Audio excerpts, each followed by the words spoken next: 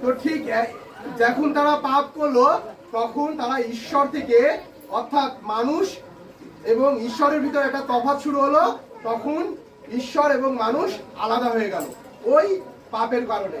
তখন ঈশ্বর অনেক চিন্তা করলো যে তারই তো সৃষ্টি মানুষ, কিভাবে এই মানুষদেরকে সেই পাপ থেকে ফিরিয়ে আবার সেই মানুষ এবং ঈশ্বরকে একসাথে বসবাস করতে পারে। তখন ঈশ্বর তার একমাত্র সন্তানকে, সেই প্রভু যীশু খ্রিস্টকে এই পৃথিবীতে পাঠালো একজন সেতু হিসেবে। আর সেই পৃথিবীতে আসলো এবং তিনি আমাদের জন্য, আমার আপনার পাপের জন্য তিনি তার নিজ জীবন তিনি দিলেন। আমরা সেদিকে ভিডিওতে দেখছিলাম যে তাকে কিভাবে আসলে অত্যাচার করেছে, মেরেছে। সে তো একজন নির্দোষ ব্যক্তি ছিল, সে কোনো পাপ করেনি। সে অসুস্থকে সুস্থ করত, অন্ধকে দৃষ্টিদান